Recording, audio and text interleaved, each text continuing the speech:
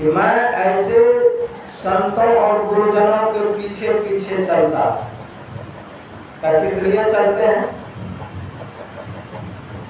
इसलिए चलता हूँ ऐसे गुरु महाराज के चरण रज उड़ करके मेरे सिर पर पड़े और मैं पावन हो जाऊं। कैसा गुरु हो? निरपेक्षम, जिसको किसी से भी किसी तरह की इच्छा आकांक्षा नहीं। मुनि जो समदर्शनम, जो समदर्शी है, भगवान श्री कृष्ण कहते हैं ऐसे संतों के पीछे पीछे मैं चलता हूँ, उनका चरणों से धूल उड़ करके मेरे सिर पर पड़े। यह धूल कितना कीमती है। राजा दशरथ कहते हैं कि गुरु महाराज के चरण का जो रज है वह मुझे मिला।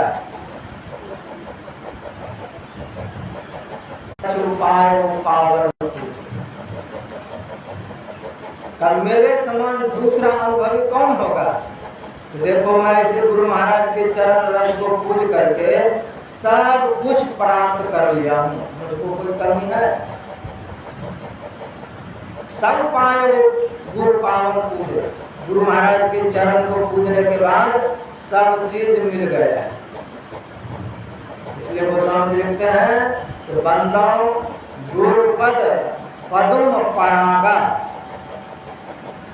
सुरुचि सुवास सरस अनुराग। तो अभी हम लोगों का जीवन कैसा है? दीक्षित तो हो गया है लेकिन रुचि नहीं होती है भजन करने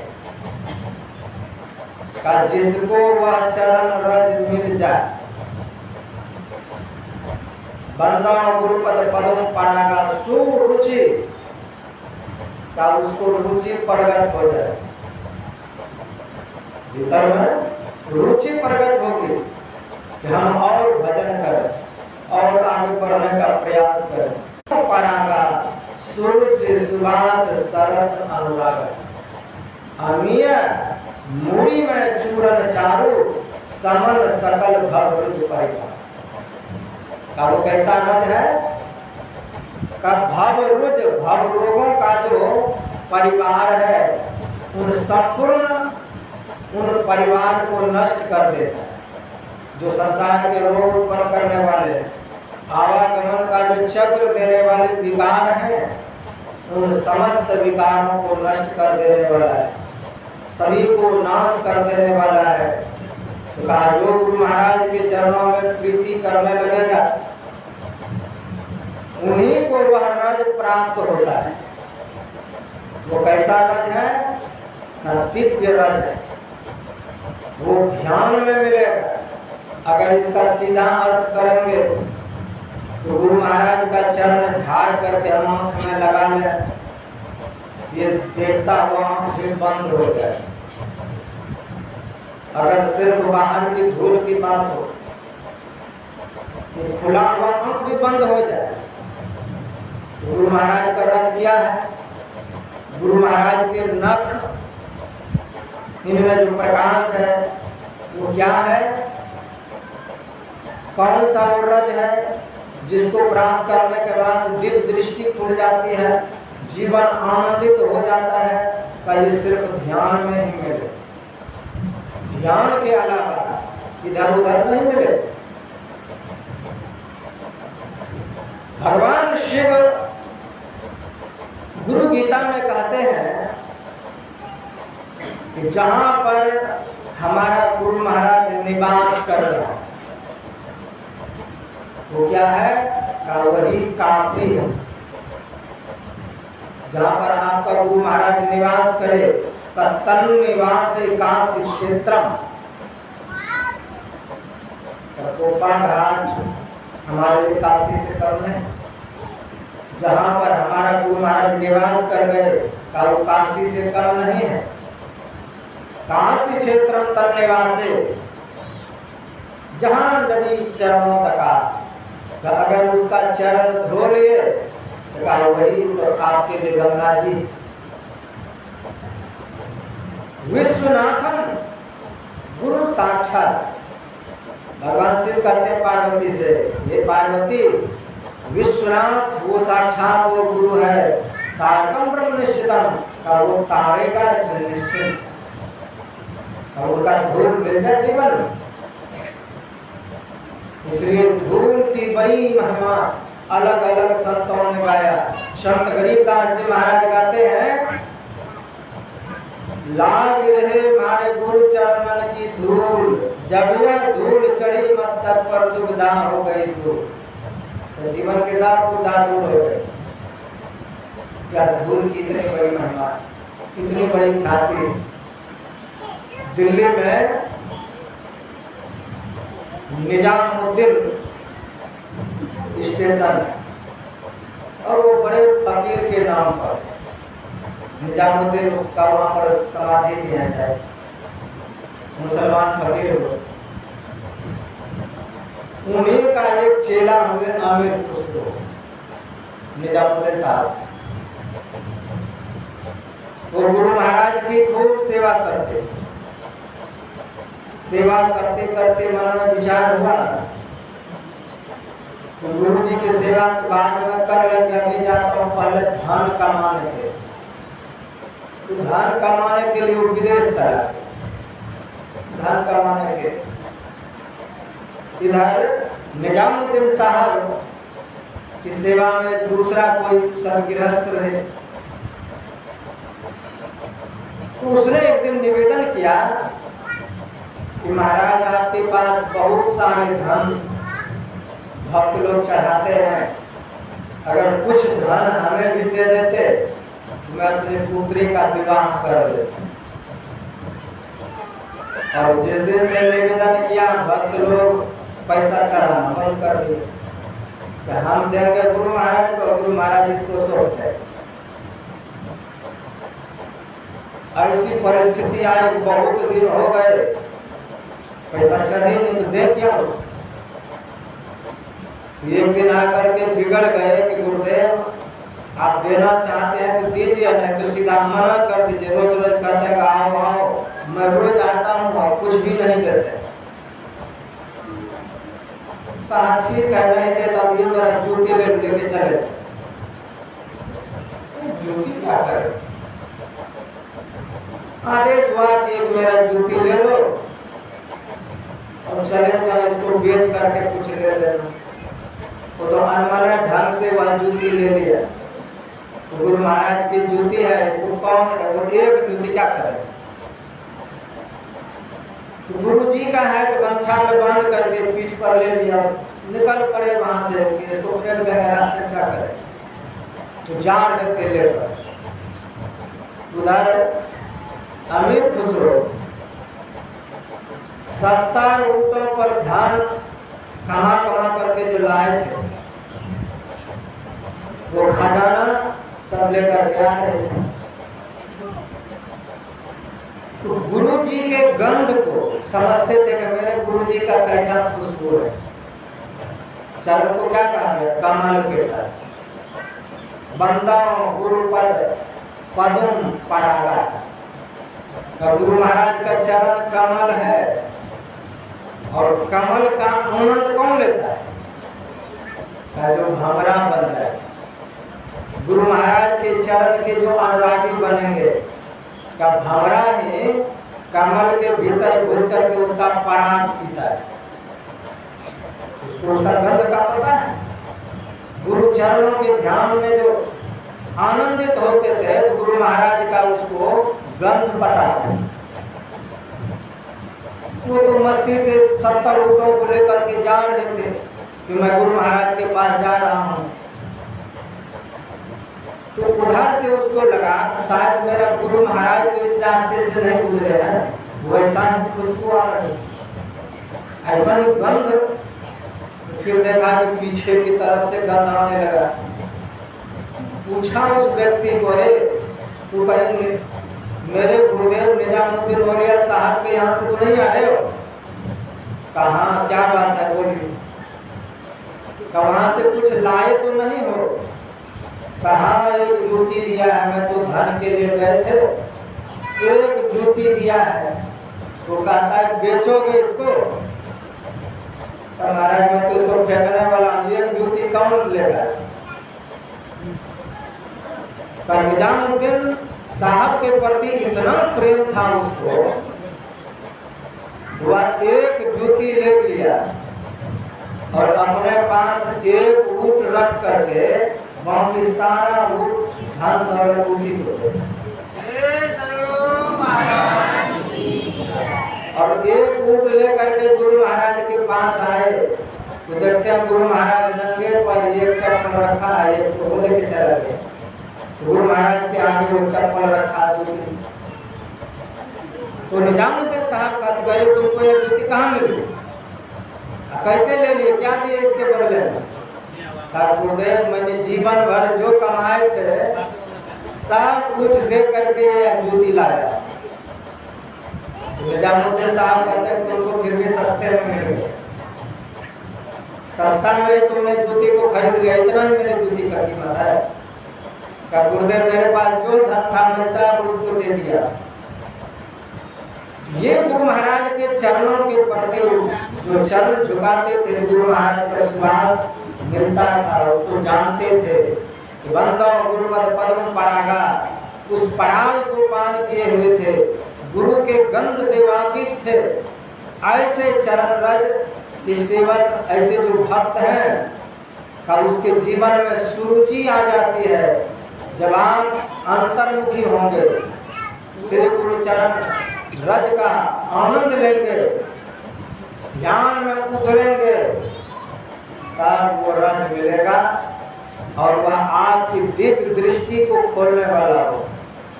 आपकी दिव्य दृष्टि को खोल, वो कैसा रज है, वो कैसा नख है?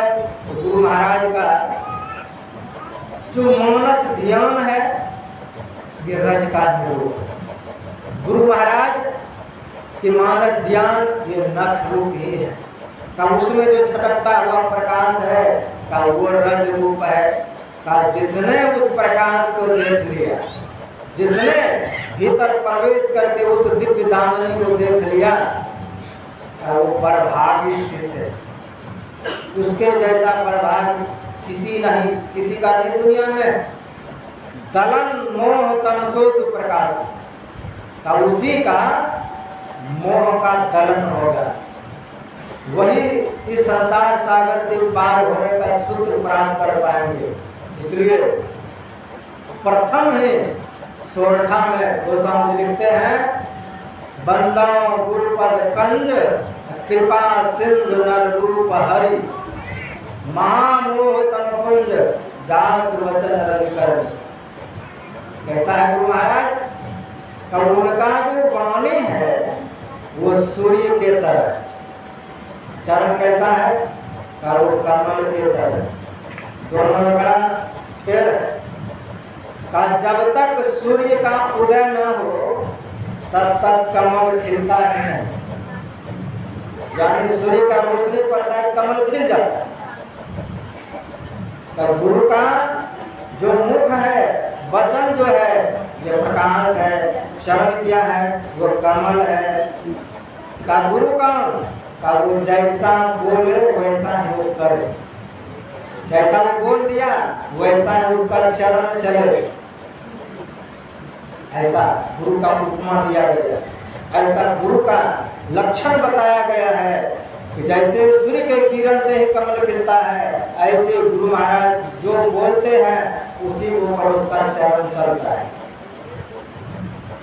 जो अन्य से बोलता कुछ है, सोचता कुछ है, कहता कुछ है, का दुरात्मा का लक्षण। संत का लक्षण यही है, वचस एकम कर्मस्य एकम। वचन एक है, कर्म एक है, चिंतन एक है। बंदो गुरुपद कंज कृपा सिंधु नर रूप हरि। गुरु क्या है का? कृपा के समुद्र है।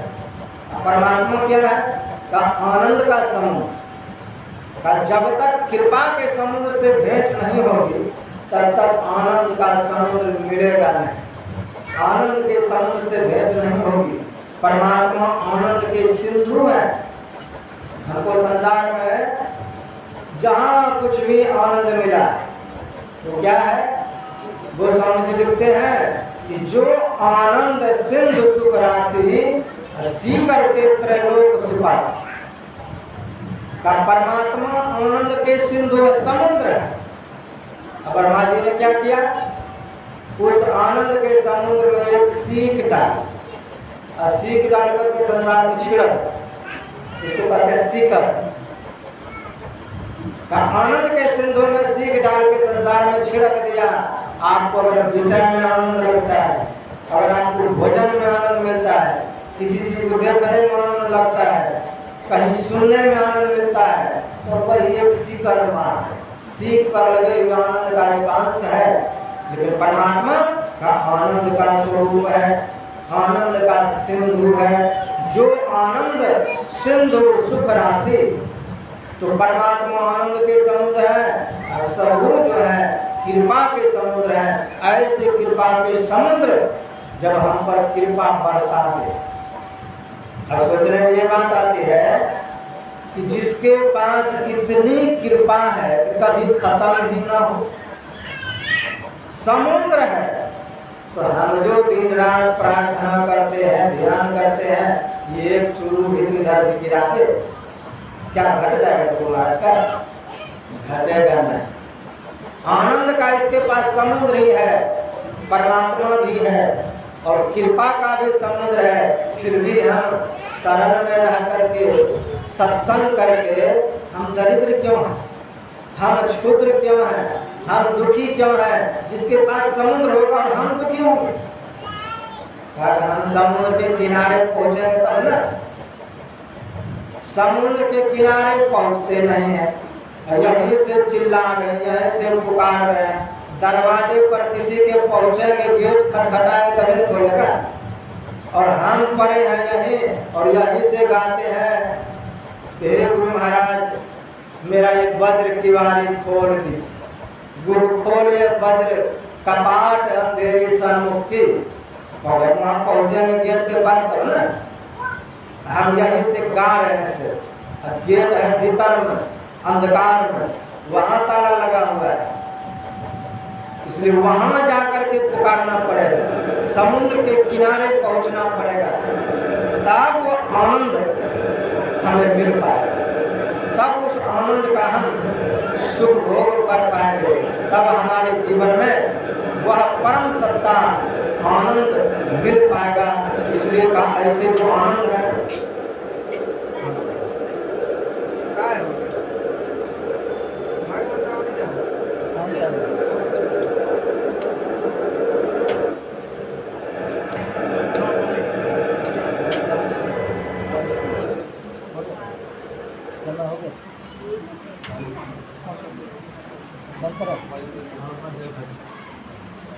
श्री सद्गुरु महाराज की जय। तो जिनको भी यह चरण रज मिला, भागवत महापुराण में आया है एक राजा का प्रश्न, राजा रोगन। वो राजा रोगन जा रहे थे भगवान कपिल के यह सत्संग सुनने के लिए, और रास्ते में जड़ जी से मुलाकात हुई, बड़ा अटपटान सेवाली उनसे। जब पहचान हुई तब जाकर के राजा रोगन पालकी से कूद करके उनके चरणों में पड़ गए, लिपट गए चरणों में। महाराज हमसे गलती हुई, मैं आपको साधारण महात्मा समझ करके आपको कहार के रूप में उपयोग किए। तब जब भरत जी महाराज कहते हैं कि रोगने तपसा नयाति न चेजया निर्गुणवाद न गृद्वा न थंसो न जलाम सूर्य बिना महात्माभिषेकम।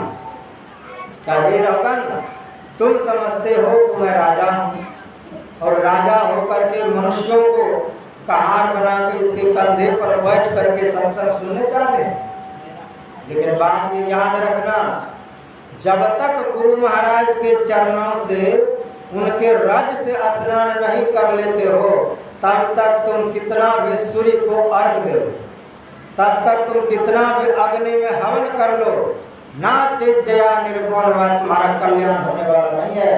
नैव जलाग्नि सूर्य, ना जल तुम्हारा कल्याण करेगा, ना सूर्य रक्षा करेगा, ना अग्नि में हवन करते तो इंद्राय स्वाहा वरुणाय स्वाहा का कल्याण तभी होगा बिना महत्पाद रजोभिषेकम, जब तक महापुरुष के चरण रज से अपने सिर का अभिषेक नहीं कर लोगे। कहा वह चरण रज साधक को भीतर में मिलता है, जो दिव्य रूप में मिलता है। वह साधक हम लोग यहाँ पर ध्यान अभ्यास करते हैं, उसी ध्यान में हम उसको प्राप्त कर पाएंगे। तो समय में हमको इतना नहीं सुना पाए। बोलिए सद्गुरुदेव भगवान की।